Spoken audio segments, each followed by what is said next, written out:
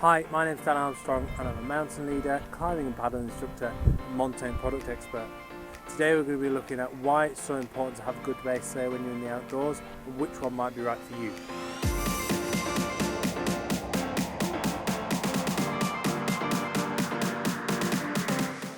A base layer is the foundation of your comfort when you're in the outdoors. When you're inside and you're working and exercising and sweating, it doesn't really matter because you're not exposed to changing and potentially challenging weather conditions. But when you go outside and you go into the mountains and into remote locations, there is so many more things to take into account, such as weather, exposure, temperature, fatigue, energy loss, and so on. When talking about base layers, we typically use cotton as a reference point. Now this is because it's soft and comfortable when it's dry and it's inexpensive. But when it gets wet from sweat or the rain, it can stick to your skin, it very quickly zaps your body heat, and it offers little to no protection from the chilling effects of wind. Wet skin cools around 20 times faster than dry skin.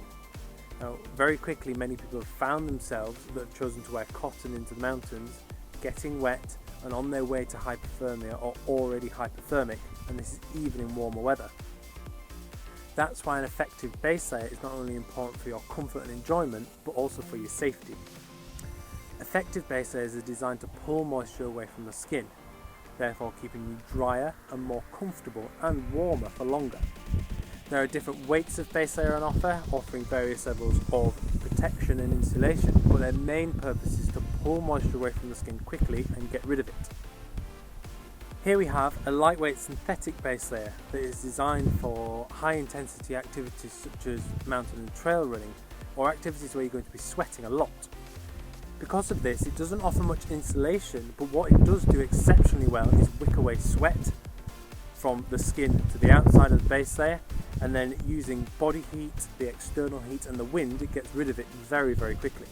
Because it's made of polyester, which is hydrophobic, it pushes moisture away and allows it to evaporate off the surface of the base layer as opposed to the surface of your skin. Now this particular base layer from Montane has also been treated with polygene, which stops the growth of bacteria and allows you to stay fresher for longer and stops it smelling. Over here we have something at the opposite end of the scale, which is a Merino Wool base layer. It's often the preferred choice for many mountain activities and multi-day expeditions.